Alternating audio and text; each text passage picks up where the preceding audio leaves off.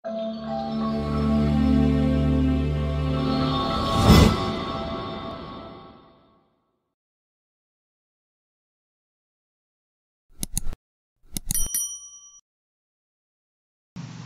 kawan semua, kita jumpa lagi di bab deret tahingga ya.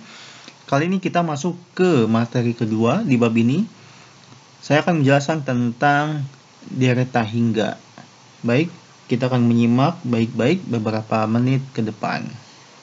Nah, sebelumnya silakan tekan tombol subscribe untuk berlangganan video-video mengenai materi maupun pembahasan khususnya tentang matematika atau kalkulus ya. Baik. Sebelumnya kita belajar tentang barisan ya. Barisan itu divisualisasikan atau bisa kita bayangkan sebagai bentuk-bentuk diskrit ya, seperti ini, titik-titik ya. Dimana untuk sumbu arah horizontal n dan sumbu vertikalnya adalah Fn. Jadi suku ke-1 nilainya sekian, suku kedua sekian, ketiga, keempat, dan seterusnya. Inilah barisan ya. Ini adalah barisan yang telah kita pelajari di video sebelumnya ya. Notasinya seperti ini.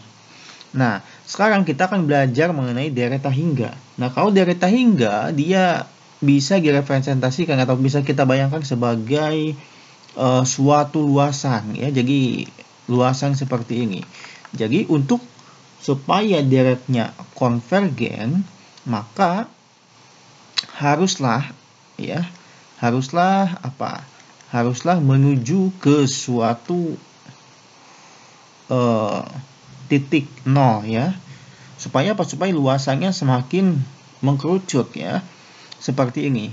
Ya, kalau deret. Jadi supaya bisa dijumlahkan, maka ujungnya haruslah terbatas ya. Nah, untuk deret ini biasa dinotasikan sebagai sigma atau penjumlahan, misalnya n sama dengan 1 sampai tahingga an seperti ini. Nah, baik, saya akan menjelaskan terlebih dahulu definisi kekonvergenan pada deret ya. Sebelumnya kita sudah belajar tentang definisi konvergenan tentang barisan ya di video sebelumnya. Kali ini kita akan belajar mengenai definisi kekonvergenan untuk suatu deret. Jadi suatu deret tahingga ya, deret tak hingga. Oke. Deret yang tak berhingga yang kita notasikan misalkan k sama dengan 1 sampai tahingga ak ya, seperti itu. Misalkan suatu deret tahingga ini adalah konvergen. Oke. Nah, maka dia akan memiliki dengan jumlah S ya, dengan jumlah misalkan jumlahnya S konvergen. Kalau konvergen jelas dia memiliki jumlah. Oke. Jika jumlah parsial ya. Jadi jika jumlah parsialnya dari suatu Sn ya, Sn itu sum atau sigma, konvergen ke S. Oke. Konvergen ke S. Baik, saya jelaskan melalui visualisasi. Deret tahingga sigma k sama dengan 1 sampai tahingga ak konvergen dengan jumlah S ya. Nah, misalkan seperti ini, sigma k sama dengan 1 sampai tahingga dengan jumlah S ya, deretnya konvergen ya, jika jumlah parsialnya konvergen ke S juga. Jadi jumlah parsial itu jumlah sebagian. Misalkan sampai sini nih ya, parsial. Jadi nggak sampai ujung. Nah, seperti ini ya. Saya potong jadi seperti ini. Jika jumlah parsialnya Sn-nya menuju ke S, oke. Nah, kalau ini terbatas untuk misalkan n sama dengan 1 k ya, k sama dengan 1 sampai k sama dengan n tertentu. Kalau ini k sama dengan 1 sampai k sama dengan tahingga ya. Jadi ada ujungnya. Oke ya, paham ya. Jadi kalimatnya deret tahingga sigma k sama dengan 1 sampai tahingga ak konvergen ya, konvergen dengan jumlah S jika jumlah parsialnya juga konvergen ke S ya. Ini kan mengkerucut nih. Kalau kita teruskan dia menuju ke jumlah S ya kan. jumlah keseluruhan S. Oke. Nah, sebaliknya jika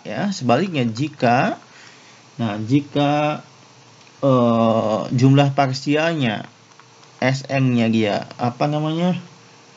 divergen ya, tidak menuju ke suatu titik, maka deret tersebut juga divergen. Oke. Kalau ini kan mengkerucut nih, misalnya begini, dia malah melebar seperti ini. Ini kan nggak jelas ya. Misalkan K sama 1, ini jumlah parsialnya ya. Ini K sama dengan N. Lah, Sn-nya udah segini. Gimana kalau S-nya tak hingga ya? Kalau diteruskan dia akan besar sekali. Dia tidak memiliki jumlah ya. Oke ya. Oke, kita lanjutkan ke halaman selanjutnya. Nah, selanjutnya dalam menguji deret, sebelum kita melangkah lebih jauh, alangkah baiknya kita memahami terlebih dahulu tentang teorema divergensi deret. Nah, ini adalah teorema fundamental, teorema yang pertama kali kita uji sebelum uji yang lain. Pertama kita harus uji teorema divergensi deret dulu ya. Nah, bunyinya seperti apa? Bunyinya adalah jika deret ya, jika suatu deret sigma N sama dengan 1 sampai tak hingga AN konvergen, konvergen ya, maka limit N mendekati tak hingga AN sama dengan 0. Nah, ini adalah suatu implikasi ya, jika P maka Q ya. Pertanyaannya adalah apakah ini bisa kita ketahui? Sedangkan di soal kan, misalkan soal ya, ada suatu soal aku diketahui sigma N sama dengan 1 sampai tak hingga AN, tentukan deret tersebut konvergen atau divergen, ya kan? Nah, sehingga konvergen atau kesimpulannya atau divergen itu kan di akhir ya. Kalau kita tahu di awal itu sulit ya. Jadi jika deret sigma AN yang sama dengan 1 sampai tak hingga itu divergen, maka limit mendekati tak hingganya 0. Nah, cara terbaik adalah kita kontraposisikan ya. Kontradiksikan. Jadi jika negasi Q maka negasi P, ini ekivalen ya, ekivalen. Nah, sehingga yang bisa kita lakukan adalah ini ya, saya kasih tanda bintang. Jika ya, sebaliknya ya, jika negasi Q maka negasi P. Jika limit N mendekati tak hingga AN tidak sama dengan 0 ya, maka deret tersebut dari sigma N sama dengan 1 sampai tak hingga AN dia divergen. Karena lawan dari konvergen adalah divergen. Jadi yang mesti bisa kita uji adalah ini. Jika hasil limitnya, kalau kita limitkan ya, ada soal limitkan tak hingga, jawabannya tidak sama dengan 0, maka kita langsung saja simpulkan itu deret divergen, gampang ya. Tapi kalau sama dengan 0, kita mesti uji lebih lanjut. Gampang ya. Simpulannya dia adalah uji yang harus kita pertama kali dilakukan. Kemudian ada namanya kelinieran deret konvergen ya. Kelinieran deret konvergen. Ini adalah sifat-sifat untuk deret konvergen ya. Jika diketahui suatu deret ya, K sama dengan 1 sampai dengan tak hingga AK ya. Dan diketahui juga ada B ya, sigma K sama dengan 1 sampai tak hingga BK. Keduanya konvergen ya. Ini keduanya konvergen atau memiliki jumlah. Nah, jika C suatu konstanta, jika C adalah konstanta, maka di bawah ini berlaku ya. Maka di bawah ini berlaku yang pertama. Jadi jumlahan atau sigma K sama dengan 1 sampai tak hingga C dikali AK ya. itu sama saja dengan C-nya kita keluarkan ya. C dikali sigma K sama dengan 1 sampai T hingga AK. Kemudian yang kedua, penjumlahan ya. Penjumlahan ini berlaku juga untuk pengurangan sih ya. K sama dengan 1 sampai T hingga AK plus BK ya. AK plus BK. Oke, itu sama dengan kita jumlahkan satu-satu. Jadi K sama 1 sampai T hingga AK ditambah K sama 1 sampai T hingga BK ya. Seperti ini. Nah, selanjutnya saya akan menjelaskan tentang ada dua jenis tentang deret hingga yang biasa ditanyakan ya di soal-soal. Yang pertama ada namanya deret geometri ya. Deret geometri. Kemudian yang kedua ada namanya deret teleskopik atau kolaps. Oke.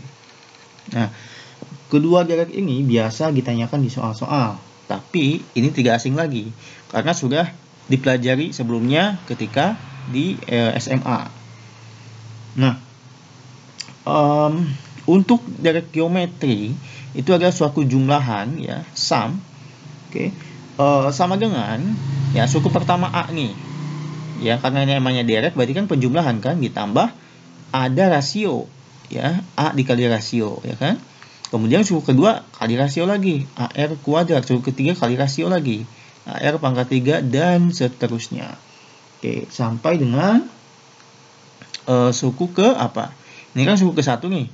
Suku ke-1, suku kedua, suku ketiga, suku keempat. Kalau suku ke N, ingat kalau suku ke-1 R-nya pangkat 0 yang ada ya. Suku kedua R-nya pangkat 1, suku ketiga R-nya pangkat 2. Jadi A, R, N-nya berkurang 1 ya, N-1. Seperti itu. Nah, selanjutnya bagaimana cara mengetahui jumlahannya? Kita kalikan dengan rasio ya. Kedua ruas ini SR sama dengan AR tambah AR kuadrat tambah AR pangkat 3 tambah AR pangkat 4 ditambah ini kali R ya, berarti AR pangkat N. Kemudian kita kurangkan S dikurangi SR sama dengan ini habis.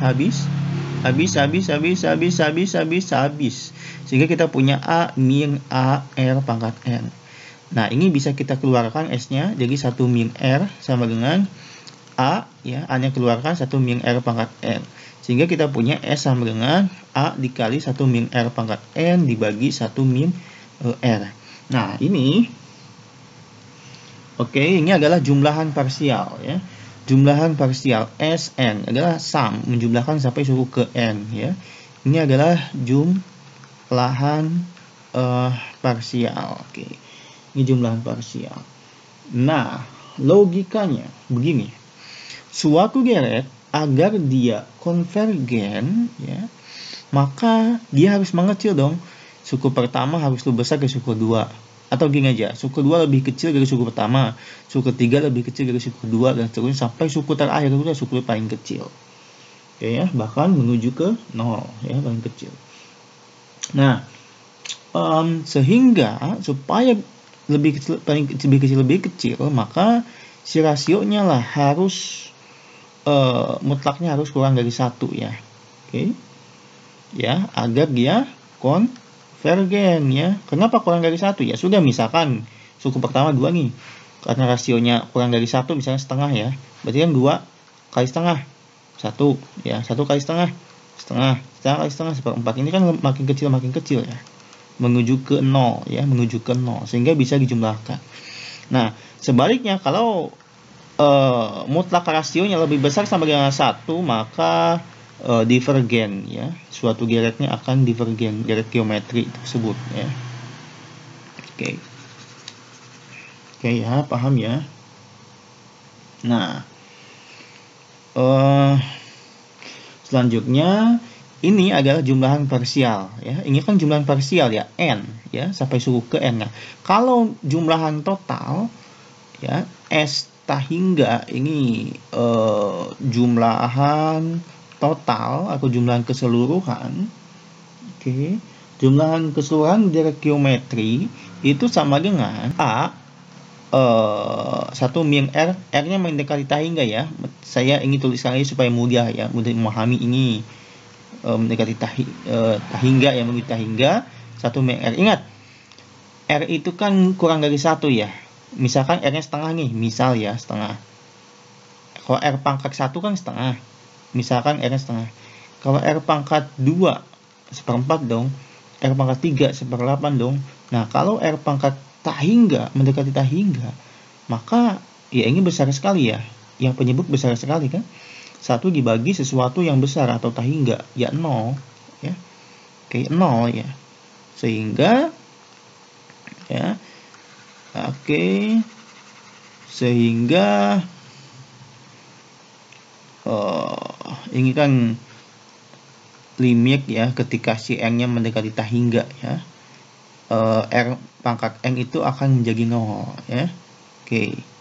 Ini akan menjadi 0, berarti A 1 min 0, 1 ya, A kali 1 A per 1 min R adalah jumlahan totalnya. Oke. Nah, ini adalah untuk jumlahan direct geometri tahingga, ini jumlahan direct geometri parsial.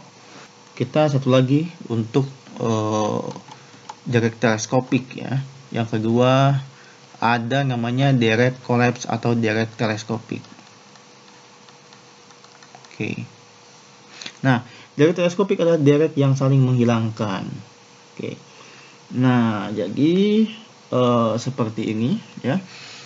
Langsung saja bagi dua, agak total, agak parsial ya, seperti ini. Oke, kalau total itu kan misalkan N sama dengan 1 sampai tahingga kan, namanya total sampai tahingga. Kalau parsial ya N sama 1 sampai N-nya ya sampai K ya, terbatas di K. Oke, misalkan saya punya bentuknya seperti ini.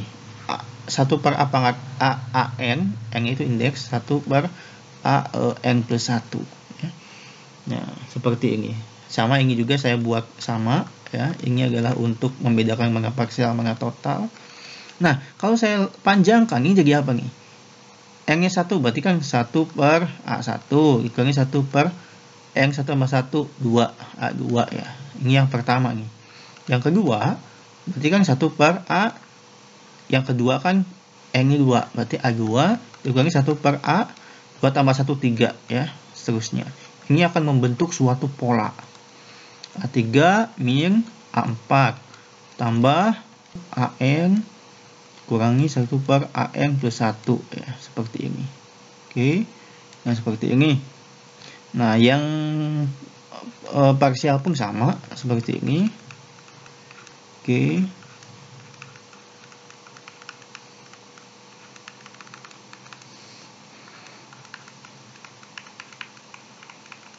Nah, karena ini saling menghilangkan, ini hilang ya.